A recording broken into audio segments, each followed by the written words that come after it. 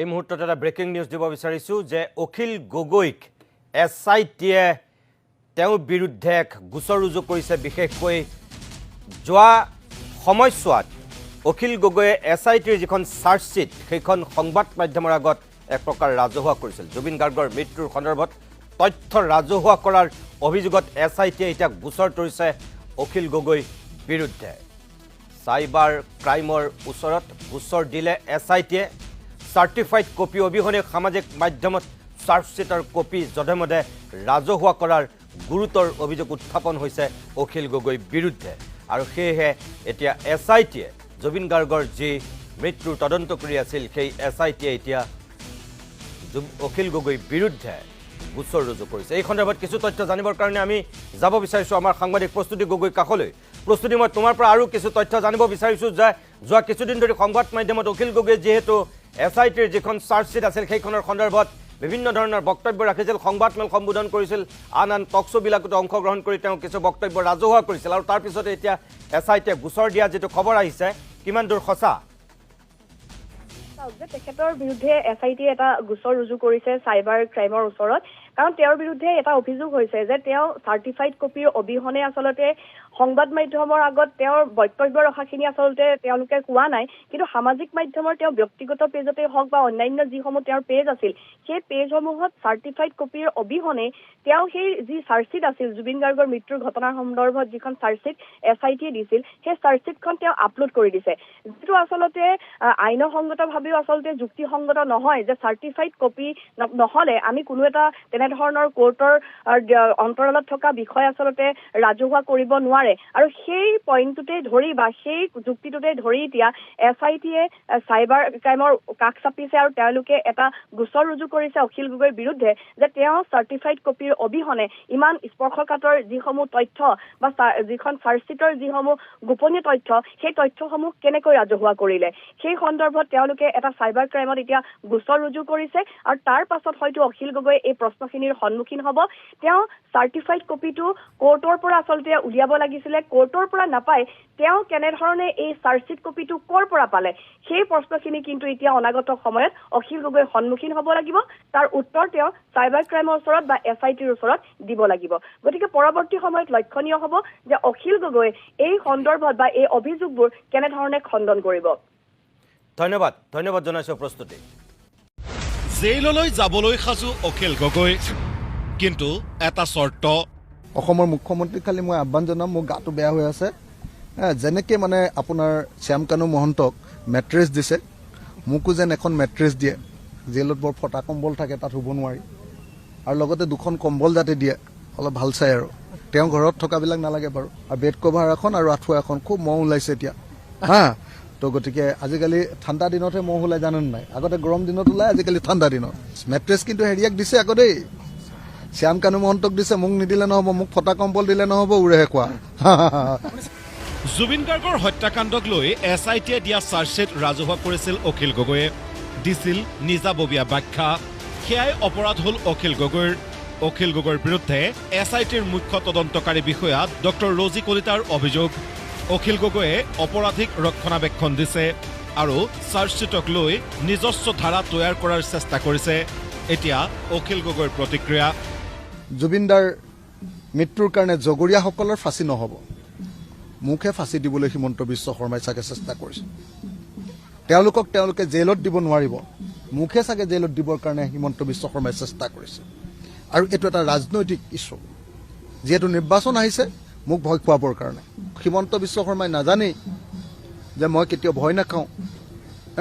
মই বেলেগ ধাতুৰে গঢ়িত এজন মানুহ বুলি তেওঁ চাগে বুজিয়ে পোৱা নাই। গতিকে তেওঁ মোক ভয় খুৱাব খুজিছে আৰু মই ভয় নাখাওঁ। আৰু যেতিয়া মোৰ নিয়মটোৱে হ'ল, মোক যেতিয়া ভালকৈ ক'ব মই খুব ঠাণ্ডা ভদ্ৰ হৈ কামটো কৰোঁ, আৰু যেতিয়া মোক দম দিব খোজে তেতিয়া মই আৰু পাগলা মূৰ্তি লওঁ। অখিল গগৈৰ আৰু গুৰুতৰ অভিযোগ, অভিযুক্তক শাস্তিৰ বাবে নহয়, শাস্তিৰ পৰা ৰক্ষা কৰাৰ বাবেহে এই চাৰ্জশ্বীট।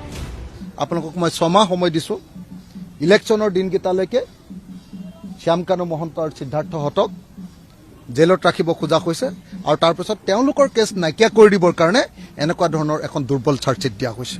শৰ্মা, গোস্বামী, মহন্তক বচাবৰ কাৰণে কৰা এই নাটকৰ বিৰুদ্ধে মই দৃঢ়তাৰে সৈতে স্থিতি লৈছোঁ আৰু তাৰ কাৰণে জেইল হয়, তাৰ কাৰণে ফাঁচি হয়, তাৰ কাৰণে মোক যাৱজ্জীৱন কাৰাদণ্ড দিয়ে, তাৰ কাৰণে মোক ৰাস্তাতে গুলিয়াই মাৰে, যি কৰে কৰিব পাৰে, কিন্তু মই কেতিয়াও মোৰ স্থিতিৰ পৰা আঁতৰি নাযাওঁ। কিন্তু কি সুৰুঙা আছে চাৰ্জশ্বিটত তাৰো ব্যাখ্যা আগবঢ়ালে অখিল গগৈয়ে। চাইকেল চোৰ বা বাল্টি চোৰক, কাপোৰ চোৰ বা আপোনাৰ বিচনা চাদৰ চোৰক অসম পুলিচে গুলিয়াই হত্যা কৰিছে। ঘটনা দেখুৱাবলৈ গৈ, ঘটনাৰ স্থলী দেখুৱাবলৈ নি। আৰু আমাৰ জীৱনৰ, আমাৰ জাতীয় জীৱনৰ আটাইতকৈ ডাঙৰ যিটো ঘটনা, আমাৰ জুবিনদাৰ মৃত্যু, সেই ঘটনাটোত ঘটনাস্থলীলৈ এতিয়ালৈকে আইও যোৱা নাই, CIও যোৱা নাই, আৰু এতিয়ালৈকে ঘটনাস্থলীলৈ অভিযুক্তসকলক লৈ গৈ এতিয়ালৈকে তেওঁলোকক যিটো ক্ৰিমিনেল যিটো চিন, সেই চিনটো ৰিক্ৰিয়েট কৰিবলৈ দিয়ে, সেইটো কৰা নাই। জুবিনদাই যিখন ইয়াতত উঠিছিলে, সেই ইয়াতখনত উঠিবৰ কাৰণে টিকেটৰ দৰকাৰ হৈছে। সেই ইয়াতখনত আপোনাৰ হেৰি কৰিবলগীয়া হৈছে, সেই ইয়াতখনত আপোনাৰ যে যিটো আপোনাৰ ফ্ৰী ডাইভিং কৰোঁতে যিখন ফৰ্ম ফিল আপ কৰিবলগীয়া হৈছে, সেই ফৰ্মখন যদি লৈ নাহে, তেতিয়াহ'লে কেতিয়াও সেই অভিযুক্তজন কেনেকে মানে তেওঁক হত্যা কৰা হ'ল, তেওঁক কেনেকে মৃত্যুমুখলৈ ঠেলি দিয়া হ'ল, সেইটো প্ৰমাণিত নহয়। আৰু আপোনালোকে ভিজুৱেল যিবিলাক এভিডেন্স, যেনেকে ধৰক আপোনাৰ ইয়াতখনৰ CCTVৰ কেমেৰা, হোটেলৰ CCTVৰ কেমেৰা, হয়নে নহয়, এই বস্তুবিলাক ননাকে কেতিয়াও এজন অভিযুক্তক কেতিয়াও শাস্তি দিব নোৱাৰে। মই চাৰ্জশ্বিটখনৰ পৰা এই দুৰ্বলতাখিনি দেখুৱাই দিয়াৰ কাৰণে মই অপৰাধী হলো, মোৰ ওপৰত গোচৰ তৰিছে। SITৰ মুখ্য তদন্তকাৰী বিষয়া ডক্টৰ ৰজি কলিতাৰ বিৰুদ্ধেও সৰব অখিল গগৈ। কলিতাৰ বিৰুদ্ধে আয় বহিৰ্ভূত সম্পত্তিৰ অভিযোগ আনি গগৈৰ কটাক্ষ, ৰজি কলিতাৰ চাৰ্জশ্বিট মানেই হিমন্ত বিশ্ব শৰ্মাৰ নিৰ্বাচনী ইস্তাহাৰ। আৰু গোচৰ লগাইছে কাৰ জৰিয়তে? সেইগৰাকী পুলিচ অফিচাৰৰ জৰিয়তে, যিগৰাকী পুলিচ অফিচাৰক সকলো ধৰণৰ SIT বিলাকত তেওঁক দায়িত্ব দিয়ে।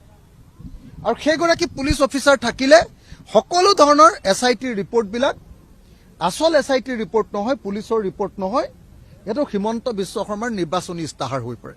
যিগৰাকী মানুহে গোটেই মানুহক দুৰ্নীতি ধৰি থাকে, মই আকৌ খবৰ ললো, বোলো এই মানুহগৰাকী বৰ চাফা চকুন নেকি। খবৰ লৈ গম পালো, মানুহগৰাকীওচোন বহুত কৰাপশ্যনৰ এনেকুৱা ধৰণৰ অভিযোগ আছে।